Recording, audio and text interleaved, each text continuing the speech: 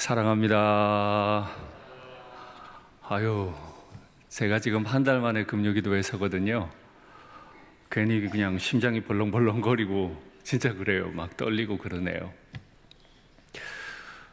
여러분 기억하시겠지만 고린도전서 12장부터 14장까지 은사를 받은 사람, 직분을 받은 사람, 이들이 그 은사와 직분을 가지고 어떻게 주님 앞에 교회를 섬기고 봉사할 건가, 그 원리에 관해서 많이 말씀을 드렸습니다.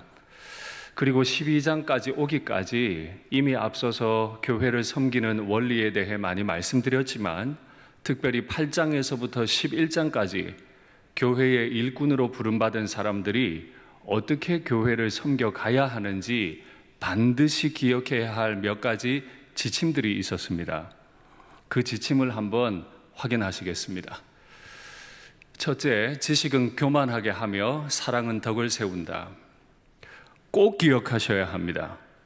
내가 어떤 지식을 가지고 있든 그 지식의 방향이 하나님이든 사람이든 그 지식은 교만하게 할 수 있습니다.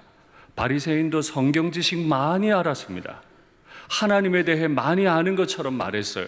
그러나 교만했습니다. 그들의 지식은 결코 덕 세우지 못했어요. 두 번째, 한 하나님 아버지, 한 주님 앞에서 교회 생활을 한다. 남이 섬기는 하나님과 내가 섬기는 하나님이 다르지 않다. 세 번째, 정말 믿음 가운데서 승리합시다. 우리 말하는데 진짜 승리하는, 이기는 그리스도인이 되려면 모든 일에 절제해라. 충성까지도 절제해라. 우리는 충성이 모자라지 않아요.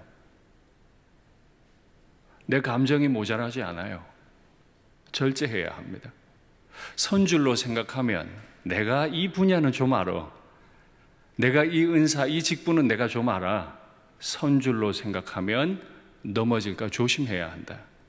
모든 것이 유익하거나 모든 것이 덕을 세우는 것이 아닐 수 있다. 내가 은사자, 직분자가 돼서 모든 말들을 하고 모든 일들을 열심히 할 수 있지만 기억하셔야 합니다. 내가 할 수 있는 말들, 행동들이 다 덕을 세우거나 유익한 게 아닐 수 있다. 덕을 허물어 버리거나 폐를 끼칠 수 있다. 하나님의 영광을 위한다는 이 말은 반드시 남의 유익을 위하는 것과 연결되어야 한다. 하나님의 유익을 위한다면서 남의 마음을 헤집고 아프게 하는 것 아닙니다. 아내를 위한다면서 자식을 위한다면서 아내를 아프게 할 수 없어요. 자기를 살피고 서로 기다릴 줄 알아야 한다. 우리 일상교회에 참 충성스러운 많은 직분자들, 봉사자들 계신 줄 압니다. 이거 놓치면 우리의 충성은 그저 날 기쁘게 한 것뿐입니다. 내가 열심히 할 수 있는 일, 내가 잘할 수 있고 비록 좀 고되긴 하지만 하면서 인정받을 수 있는 일에 열심 낸 것뿐이에요. 그걸로는 주님 앞에 면류관 못 받아요. 그러면 우리는 어떤 직분자가 되면 좋을까요? 다시 확인하시죠. 품위 있게 우리에게 주신 은사와 직분을 사용해야 되는데 우리는 스스로에게 이런 질문들을 던져야 됩니다. 나는 정말, 여기 정말이라는 말을 제가 굳이 넣습니다. 나는 정말 다른 이들을 사랑하고 친밀하며 따뜻한가?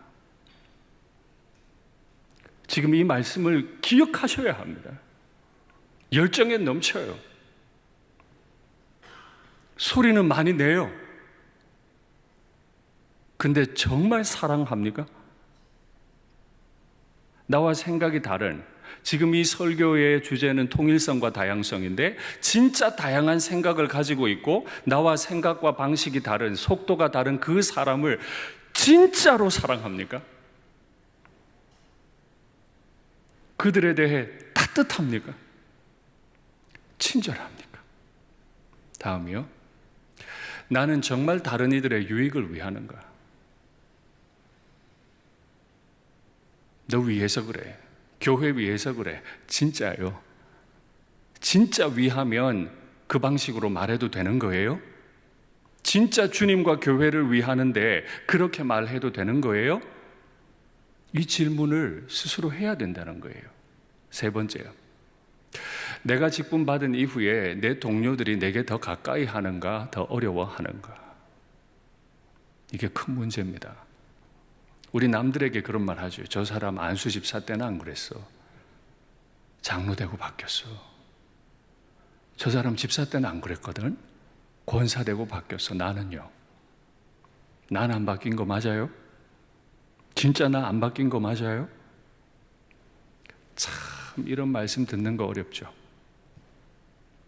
엄청난 은사와 수많은 직분자들과 베드로, 바울, 아볼로 정말 최고의 성경 교사들이 있었지만 이 고린도 교회는 세워진 지 20년도 되지 않아서 이 무섭고 무서운 편지를 받아야 하는 교회가 되고 말았어요.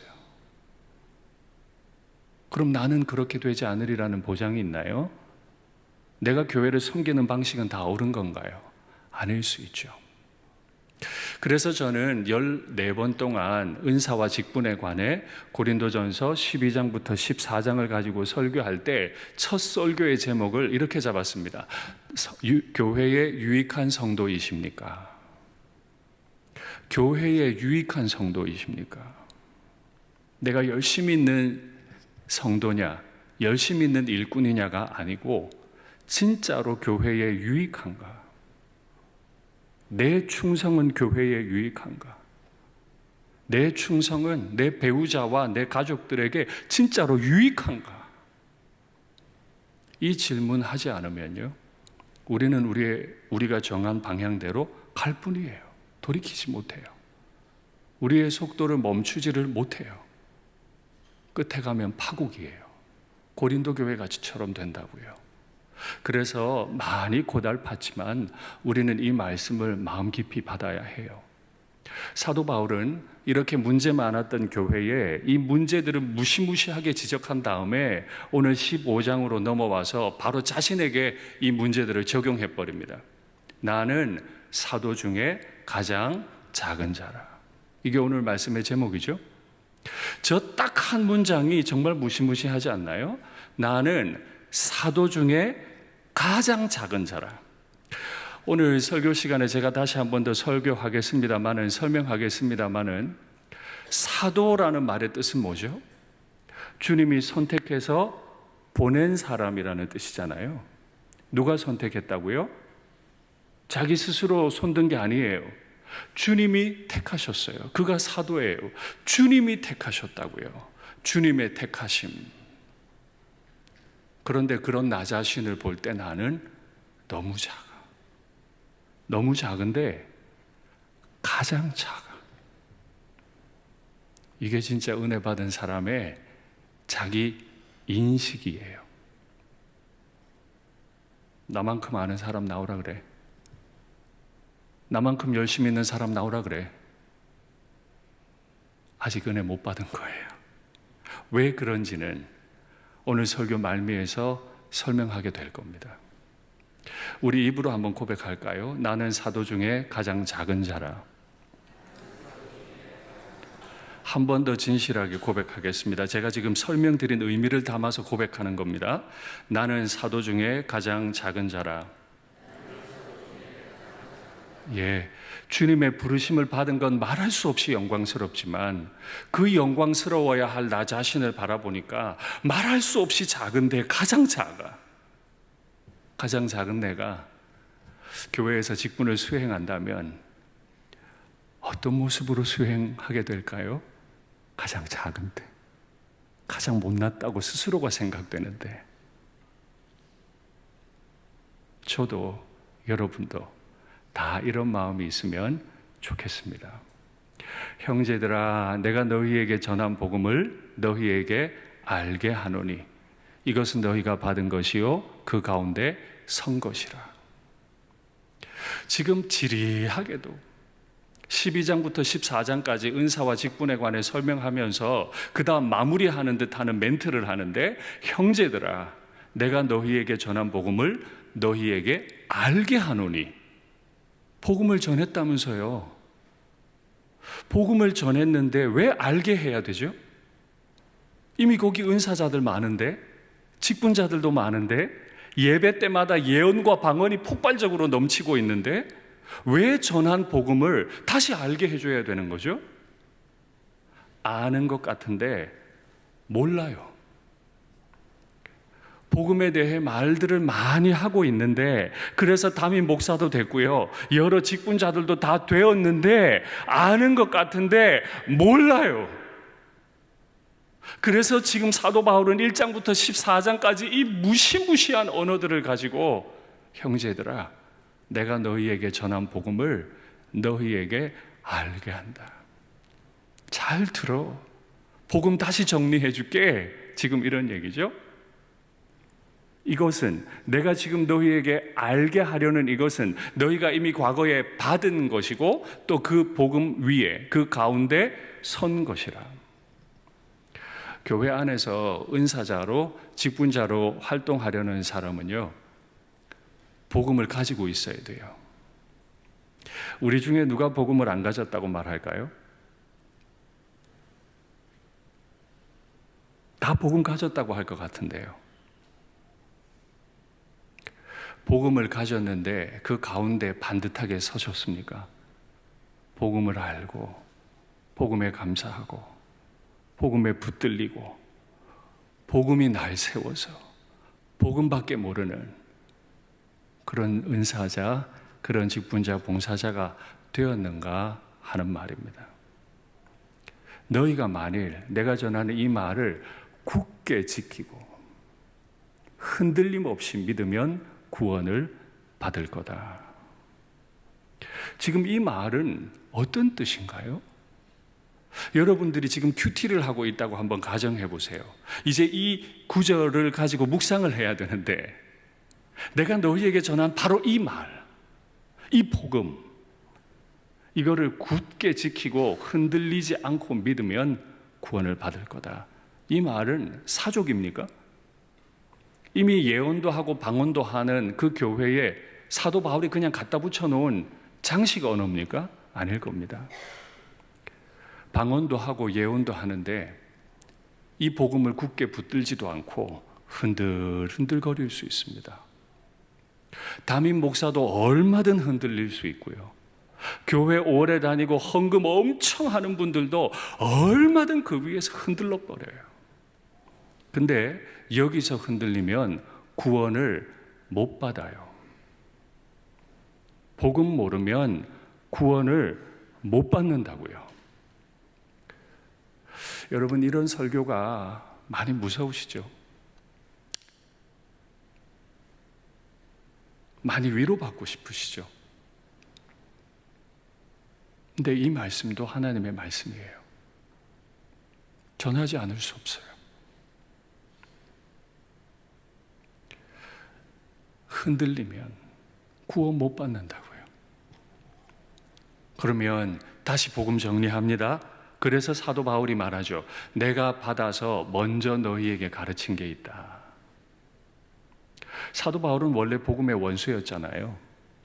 그런데 사도 바울이 먼저 받아서 고린도 교회에 전한 게 있다. 그 내용은 오늘 본문 3절부터 9절까지 길게 펼쳐져 있는데 딱 줄이면 말이 이렇습니다. 성경대로 그리스도께서 우리 죄를 위하여 죽은 바 되셨다. 이게 첫 번째. 그리스도께서 성경대로 우리 죄를 위하여 죽으셨다. 두 번째, 성경대로 장사 지낸 바 되셨다가 사흘 만에 다시 살아나셨다. 이게 두 번째 복음.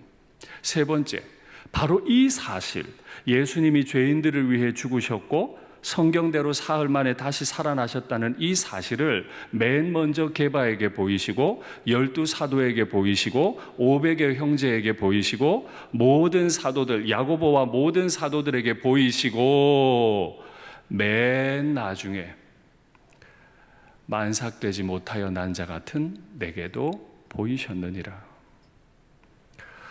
예수님의 죽으심과 부활되신 이 복음은 지어낸 말들이 아니고 엄청난 증인들 앞에 펼쳐졌던 정말 살아있는 말씀이었죠.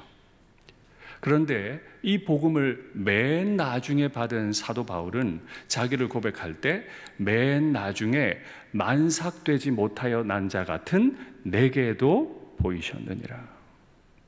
예전에 제가 이 구절에 관해 한번 말씀드린 적이 있어요. 이게 어떤 의미인지 다시 한번 영어 성경 번역을 가지고 확인하시죠.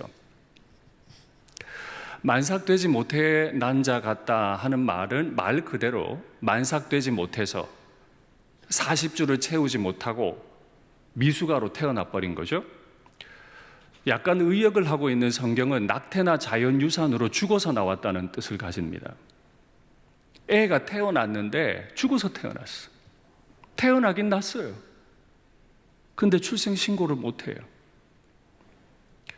완전히 의역을 한 영어 성경을 보면 비정상적으로 태어나서 사람 구실 못하며 살고 있다. 은혜 받으면요.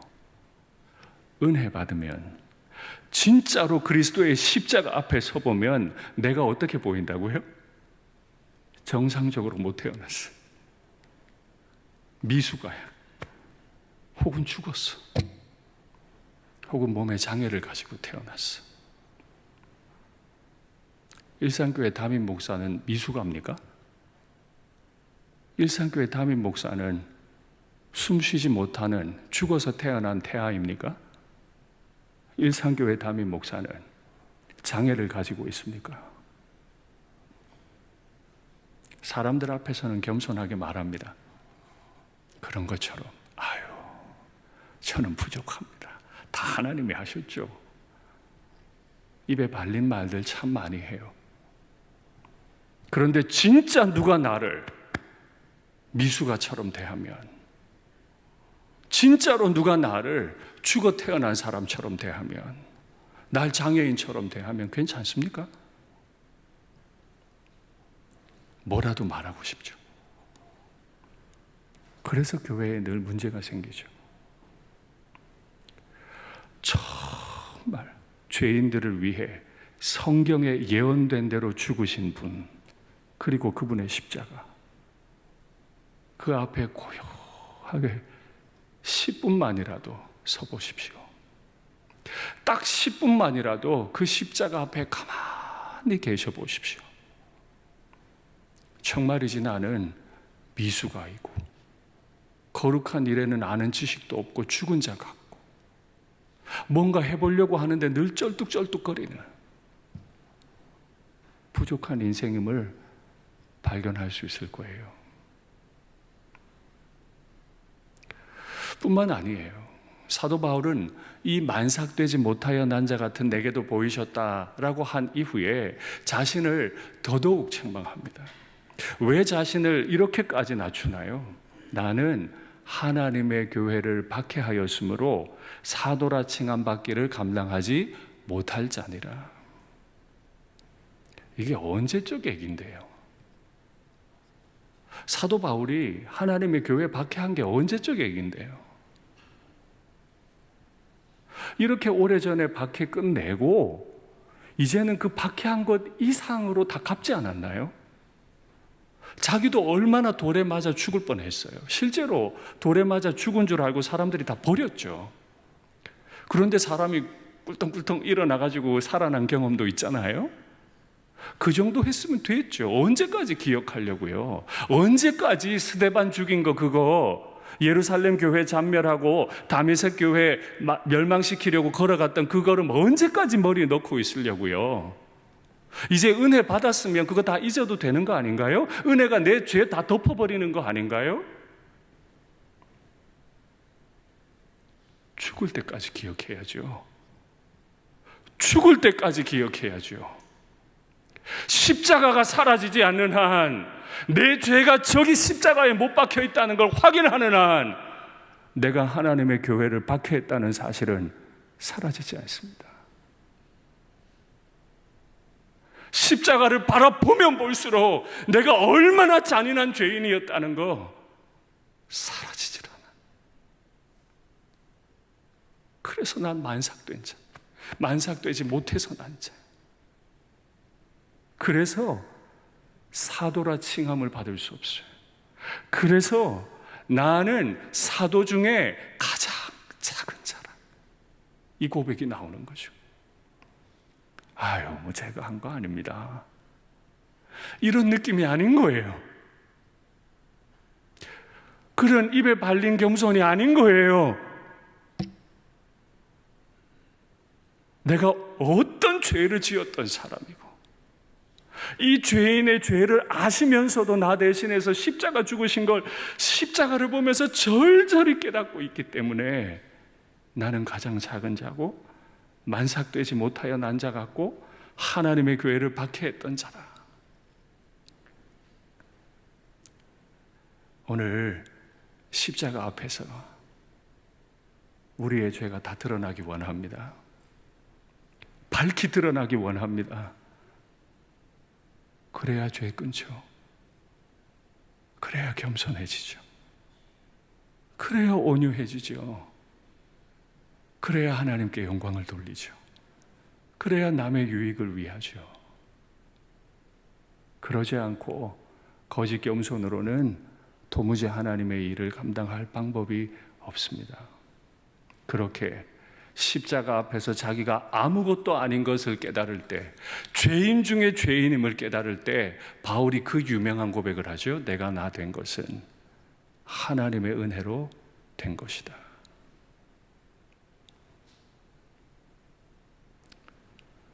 도저히 사도라 칭함을 받을 수 없는 자기 인식이 있을 때, 그때 비로소 내가 나 된 것은 하나님의 은혜로 된 거다. 이게 가장 진실되게 나와요. 그래서 한 가지 여쭙고 싶어요. 내가 나 된 것은 하나님의 은혜로 되었습니다. 눈물 철철 흘리며 주님 앞에 고백한 게 언제입니까? 성경대로 그리스도께서 날 위해 죽으셨고, 성경대로 그리스도께서 장사 지낸 바 되었다가 사흘 만에 살아나셨다. 이것 때문에 눈물 철철 흘리고 가슴을 찢고 무너진 것이 언제입니까? 담임 목사의 눈에서 눈물이 흐르고 교회 직분자들의 눈에서 철철 회개의 눈물이 흐르는 교회가 진짜 은혜로운 교회 아니겠어요?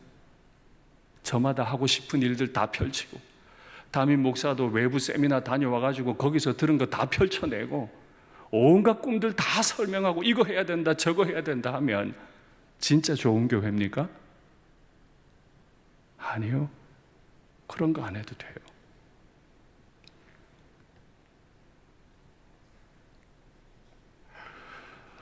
어제 CTS 방송국에서 저를 초청을 했었어요. 그래서 뉴스에 인터뷰를 나갔습니다. 저에게 묻더군요. 어떤 꿈과 비전이 있느냐고. 이거 이제 방송 나가야 되는 말인데요. 솔직히 말했어요. 저는 능력이 없습니다. 그래서 꿈도 없고 비전도 없습니다. 그냥 고요하고 착하게 살고 싶습니다. 그래서 주님이 이끄시는 대로 살고 싶습니다. 그게 제 꿈입니다. 그거밖에 할 말이 없더라고요. 아무것도 아닌 제가 절뚝거리거나 죽어서 났거나 미숙아로 난 내가 뭘 할 수 있어요? 못하겠더라고요. 남들 앞에 멋있는 말을 할 줄 아는데요, 입 밖에 못 내겠더라고요. 그게 날 향한 주의 뜻인지 아닌지 내가 어찌 알아요? 그래서 대답을 못했어요. 두 번째 재촬영했는데 그때도 대답 못했어요.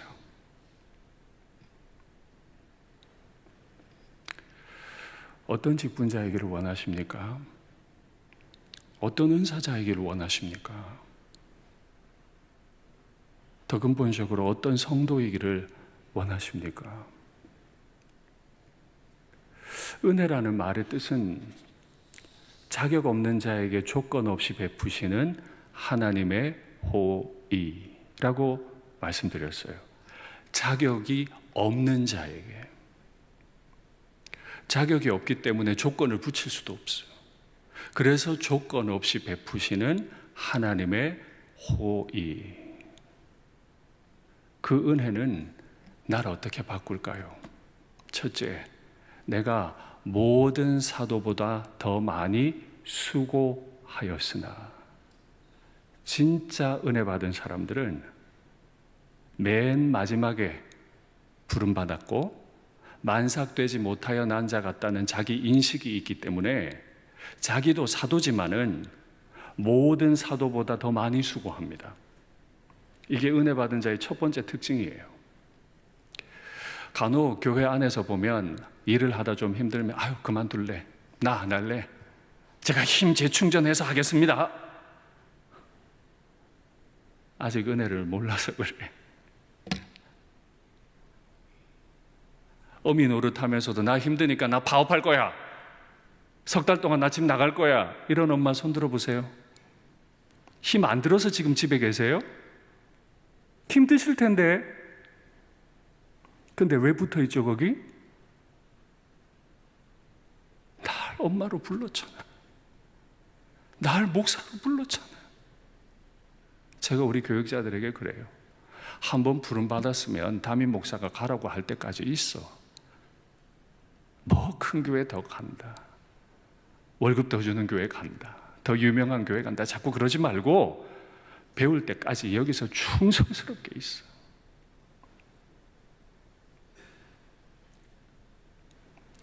모든 사도보다 더 많이 수고하는 것이 은혜 받은 자의 첫 번째 특징. 두 번째 특징은요, 그러나 내가 한 것이 아니요 오직 하나님의 은혜로라.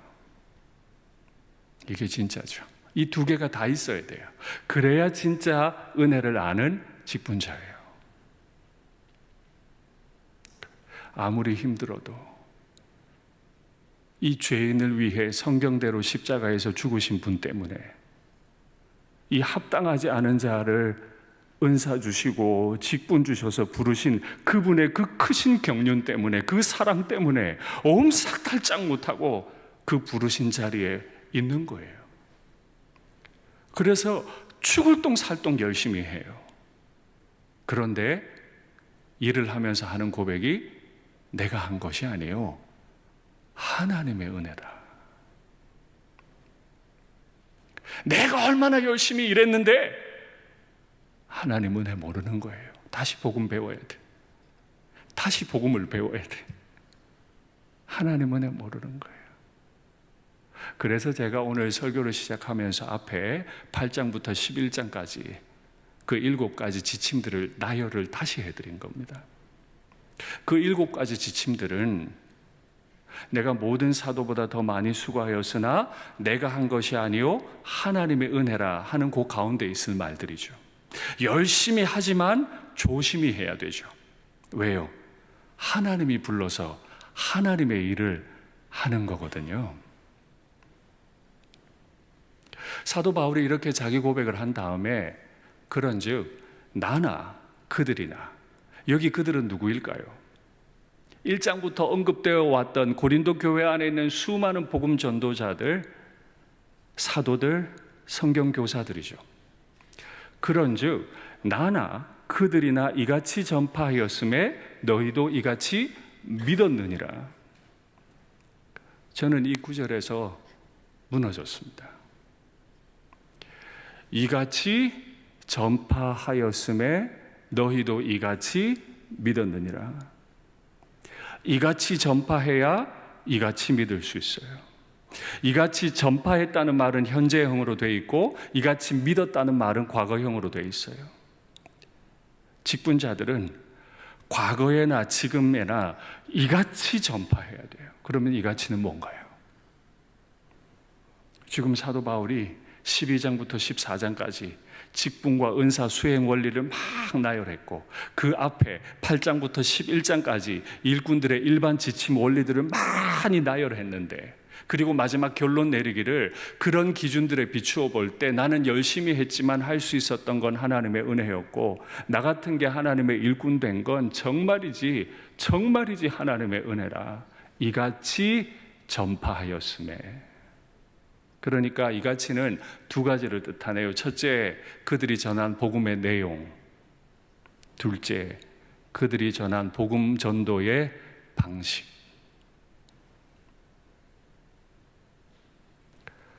복음은 앞서 말씀을 드렸습니다마는 성경대로 죄인들을 위해 죽으신 사실과 성경대로 그리스도께서 부활되신 사실을 말하는 거죠.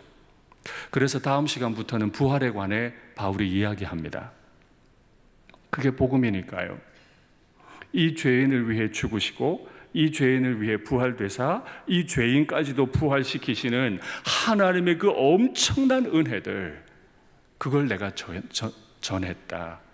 앞선 수많은 성경 교사들이 이걸 전했다. 그런데 그것만이 전부가 아니고 많이 수고했으나 내가 한 거 아니다. 이 태도로 전했다는 거죠. 그러면 사도 바울이 고린도 교회에 와서 복음을 전하기까지 어떤 태도가 있었는지 구체적으로 말씀으로 살필 필요가 있는데 말씀 확인하시죠. 그러므로 만일 음식이 내 형제를 실족하게 한다면 저 구절 기억이 나세요? 우상의 제단에 갔다 온 게 확실할 고기를 먹을까요, 말까요? 먹어도 된다는 게 결론이에요. 하나님께서 주신 건 먹지 못할 게 없으니까 감사함으로 받으라 했어요. 그런데 그 감사함으로 받을 만한 음식이 내 형제를 실족하게 한다면 나는 영원히 고기를 먹지 아니하여 내 형제를 실족하지 않게 하리라. 여기서 한 가지 질문합니다. 내가 직분을 수행하면서 내가 말하면서 내 형제 실족하게 한 적 없습니까? 내 형제의 마음을 찢어 놓은 일이 없습니까? 다른 소리 하다가 내 주장하다가 형제 실족하게 한 적이 없습니까? 다음 말씀이에요. 네가 종으로 있을 때 부르심을 받았느냐? 염려하지 마. 그러나 네가 자유롭게 될 수 있거든. 그것을 이용해라. 앞선 말씀을 조심해라고 하는 것 같더니 이제는 자유로울 수 있거든. 그 자유로울 수 있는 권리를 이용해라. 그래서 사도 바울은 유대인이지만 로마 시민권을 마음껏 사용했습니다. 그렇게 시민권을 사용해서 가이사, 시저 앞에까지 올라갔죠. 가장 조심해요. 누구에 대해서요? 교회 안의 형제들에 대해서. 내 말 한마디가 형제를 어렵게 만들까? 내 이 말이 입 밖에 나오는 걸 극도로 조심하는 거예요.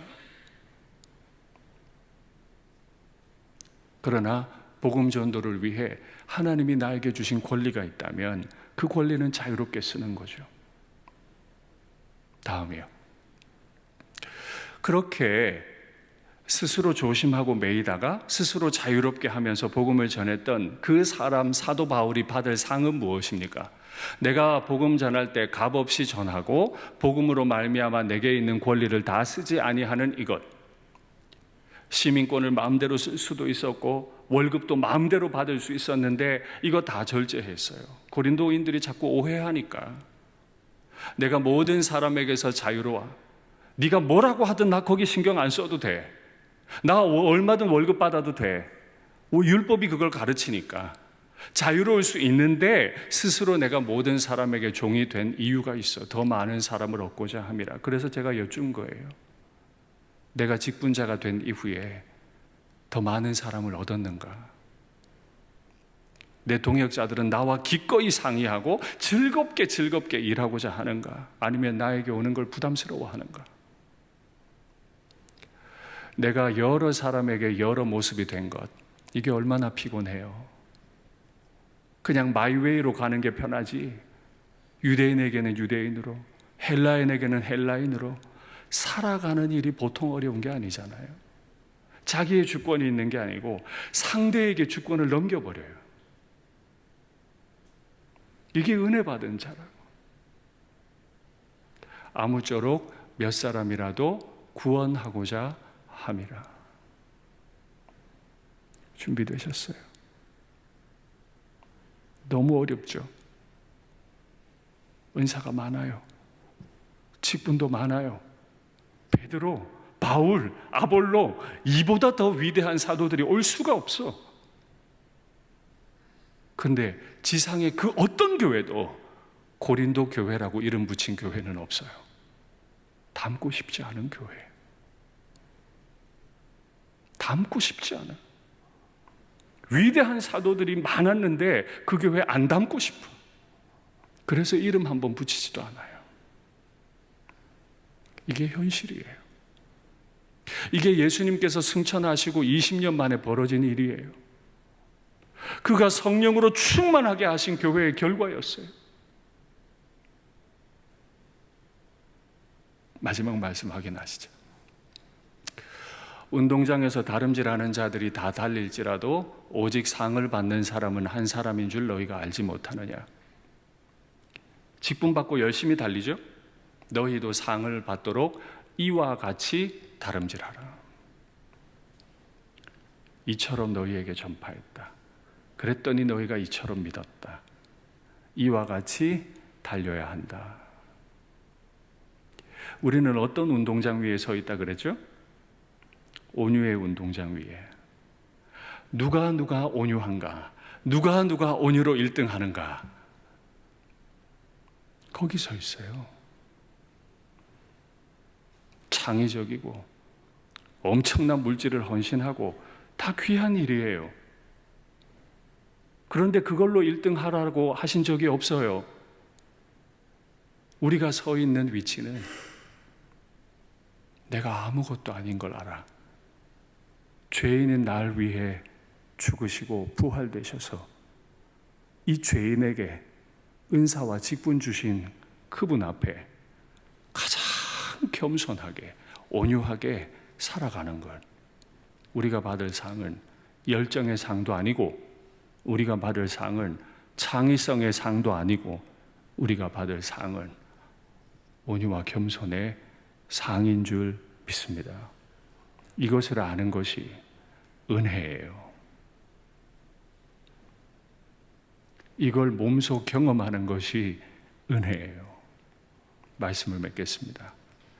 여기서 이렇게 무서운 설교를 하는 저나 이 무더위 가운데 이 말씀을 또 들으시는 여러분들이나 다 죄인입니다. 우리 중 의인은 아무도 없어요. 그래서 우리는 죽으면 다 지옥을 가야 하죠. 그러나 그리스도께서 성경대로 죽으시고 부활되셔서 그를 믿는 자에게 구원을 주셨죠.